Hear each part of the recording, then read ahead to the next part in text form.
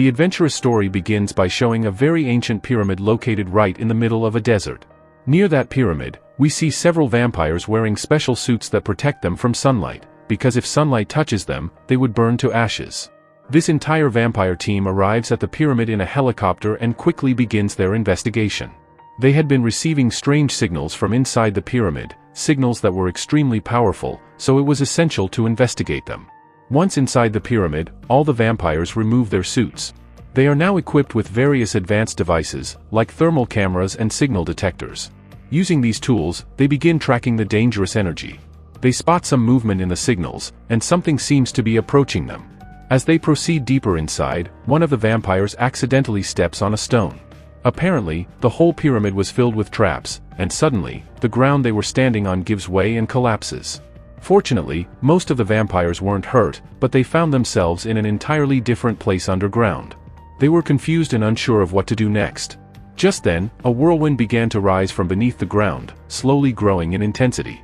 As one vampire went closer to check it out, a strange hand emerged from the whirlwind and grabbed him, trying to pull him inside. The other vampires tried desperately to rescue their friend, but the monstrous entity killed him. Seeing this, the rest of the team became extremely alert and started defending themselves. But by then, it was already too late, because from that very whirlwind, a terrifying ancient demon emerged. Without wasting a second, the demon began killing every vampire present. Though vampires are usually very powerful, they stood no chance against this demon.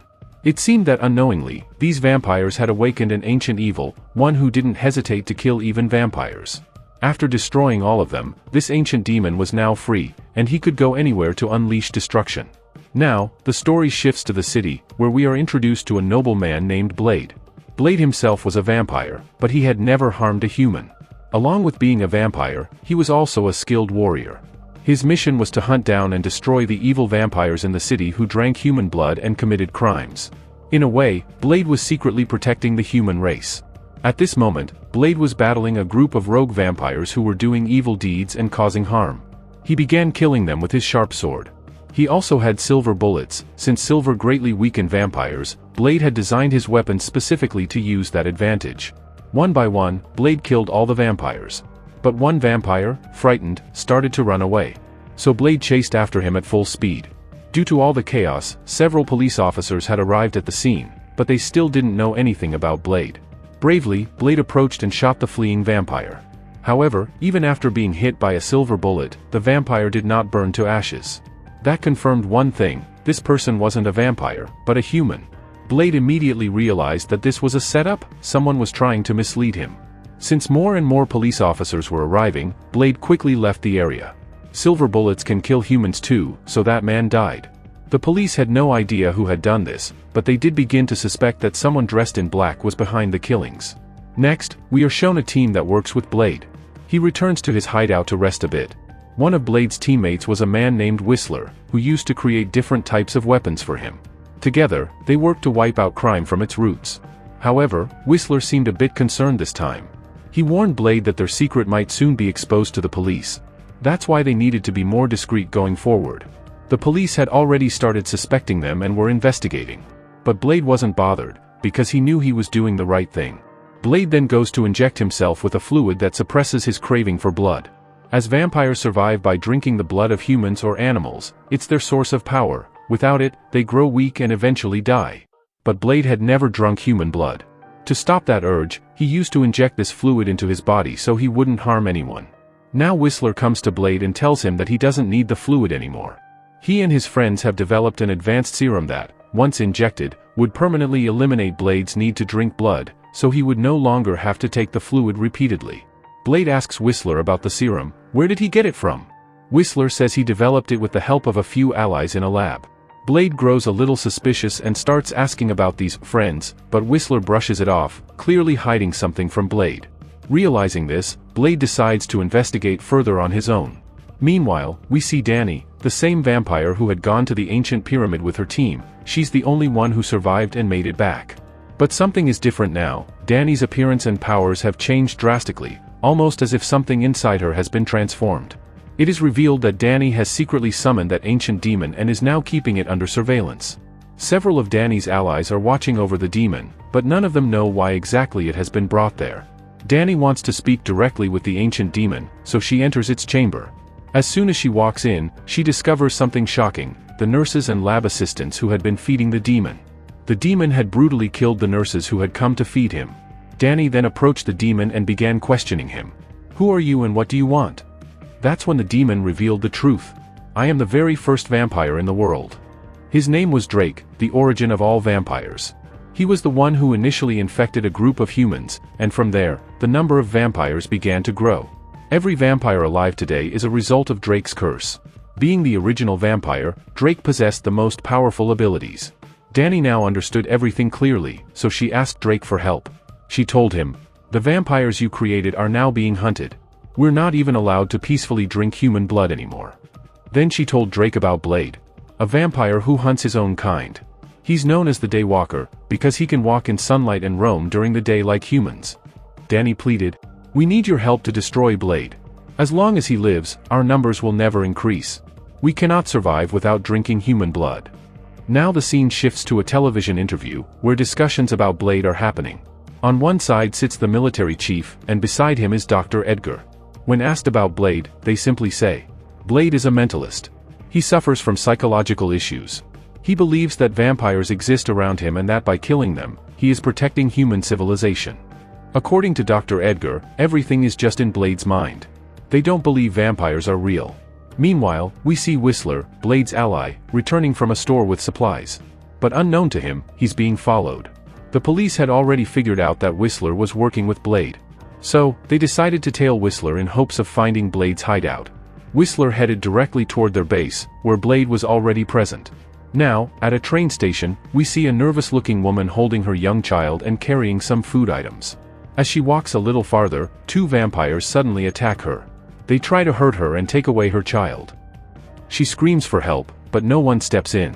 However, when one of the vampires picks up the child, they realize it's not a child, it's a doll, with words written all over it. That's when the vampires understand, this woman is not an ordinary woman. In fact, she is a deadly hunter, and she immediately reveals her true identity. Armed with weapons, she begins to slaughter the vampires. She uses an electrified bow to destroy them, confirming that the whole situation was a trap set up to lure vampires in. This woman, like Blade, is a vampire hunter, someone who kills evil vampires.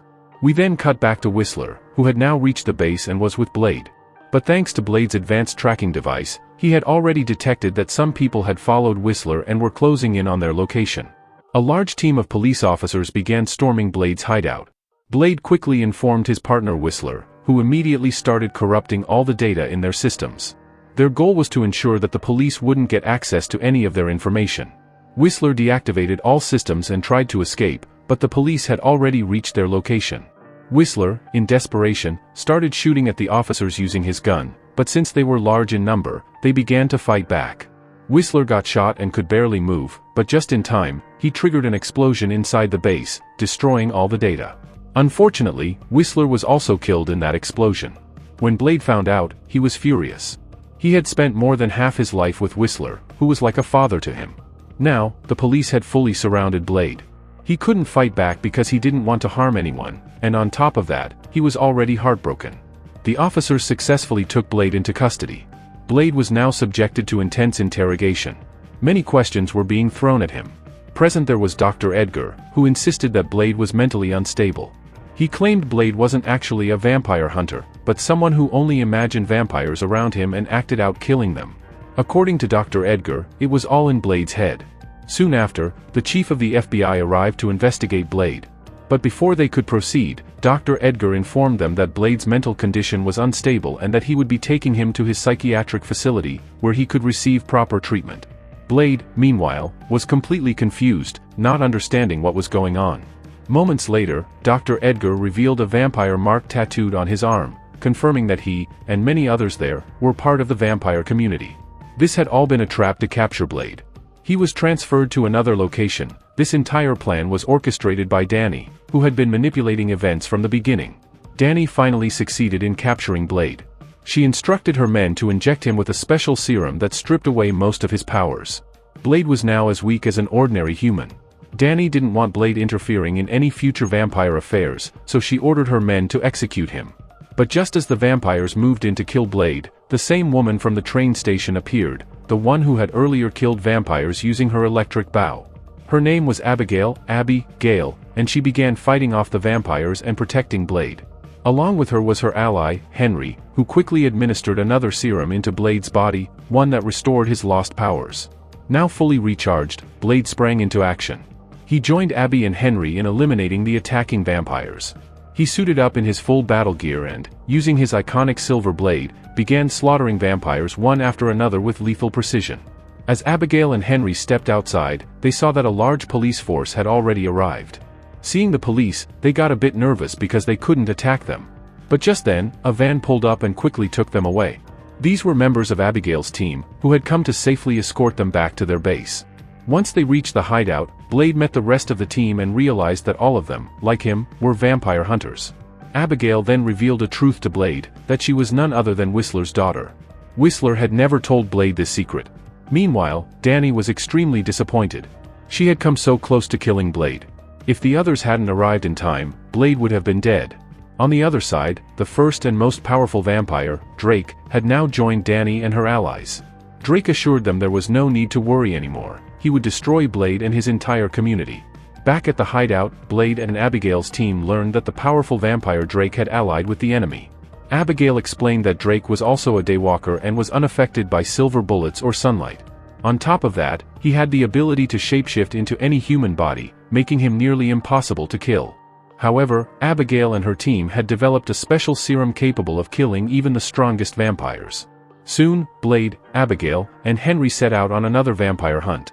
Blade mentioned that Dr. Edgar and several others were allied with the vampires, and they needed to confront Edgar as soon as possible. The trio headed straight to Dr. Edgar's apartment, but to their surprise, Drake was already there, waiting for them. He knew they would come searching for Edgar. Drake viciously attacked Henry, injuring him badly, and then tried to escape. Blade couldn't let him get away, so he chased after him. In a crowded area, Drake snatched a child from a woman and climbed to the top of a building. Knowing Blade's heroic nature, he anticipated that Blade would try to save the child. Drake threw the child off the building, and Blade rushed to catch and rescue him. In that very moment, Drake disappeared again. Henry was now in critical condition. His blood supply had dropped dangerously low, and without proper blood, he would die. Abigail immediately informed Blade, and they rushed to a location in the city where they could obtain fresh blood. However, when they arrived, they encountered the police chief, who was already present at the scene. Blade grew suspicious that the police chief, too, might be working with the vampires. He began questioning him intensely, and eventually, the police chief was forced to reveal the truth. He confessed that vampires were running an illegal underground business that was ruining innocent human lives. To prove it, he showed a vampire mark tattooed on his arm and used it to unlock a secret factory. As soon as Blade stepped inside, he was completely shocked by what he saw. Inside that entire factory, vampires were extracting blood from humans. They wouldn't kill them directly, but rather drain just enough blood to keep their minds barely conscious. This way, the humans stayed alive, and the vampires avoided suspicion. After taking the required amount of blood, the victims were returned to their original place, so no one suspected anything. The vampires had found a new, organized way to maintain their blood supply. Most of the victims were extremely poor people, whom the vampires would kidnap and use for their twisted experiments. Blade was enraged when he learned about this and attacked the police chief before storming off. He opened all the chambers in the factory, freeing the people who had been trapped there. Meanwhile, we are introduced to Summer, a member of Abigail's team who was skilled in technology. But now, Summer came face to face with Danny, who was accompanied by Drake. Drake had taken on the appearance of Whistler in order to confuse and deceive her. However, Summer quickly saw through the trick. Later, when Blade and Abigail returned to their base, they were devastated to discover that Danny had brutally killed Summer and had kidnapped Henry. Furious, Blade began preparing his weapons. He was determined not to let Danny get away with this, and he certainly wasn't going to let Henry die. Blade and Abigail immediately formulated a plan to infiltrate the vampire base and launch an attack. Inside the base, we see Henry, who was being tortured mercilessly. Each vampire took turns showing off their power on him. But before long, they all began to choke and struggle to breathe, because a strange gas had been released into the room. Henry realized that his team had arrived to save him. Blade made his entrance, wielding his silver bullets and sword, and began slaughtering the vampires. Abigail also contributed significantly in the battle. One especially powerful vampire attacked Henry directly. But Henry wasn't about to give up. He fought back fiercely and finally managed to kill the vampire. Blade continued advancing through the base, cutting through enemy after enemy, until he came face to face with Drake. It was now time for the ultimate showdown between the two most powerful vampires, Blade versus Drake. Without wasting a second, both lunged at each other with full force. They exchanged brutal blows, each trying to overpower the other. Though Blade was extremely powerful, Drake was the original vampire, the first of his kind. He possessed ancient, godlike powers and was far more powerful than Blade.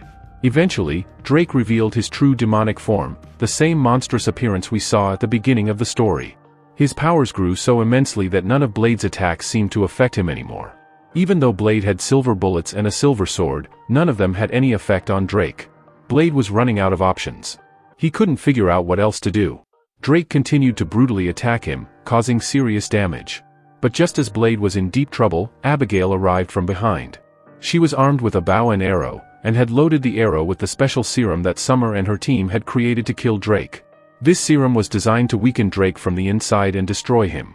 When Abigail aimed and fired the arrow at Drake, he noticed it immediately. He caught the arrow midair and threw it aside. Drake then resumed his vicious assault on Blade, almost as if he were possessed. Abigail didn't give up. She took one more shot at Drake to distract him. The plan worked. Drake's attention shifted for a moment, and Blade seized the opportunity. Without hesitation, Blade grabbed the fallen serum arrow and plunged it directly into Drake's body. The serum began to rapidly spread through Drake's system. It started affecting his internal organs, parts of him that had remained powerful and alive for centuries. Slowly but surely, the serum began to take effect, and Drake's entire body started to vaporize.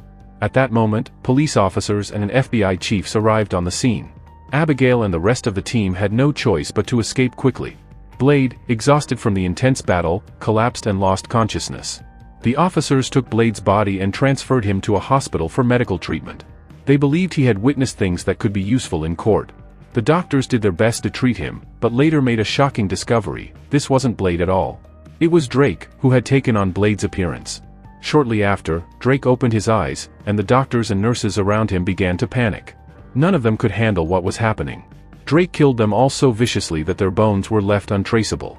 Now, Drake had only one thing on his mind: revenge against Blade. For so long, Drake had believed that no one was more powerful than him. He even thought he could use his blood to empower all other vampires. But the fact that a regular vampire and his small team managed to defeat him, he had never imagined that.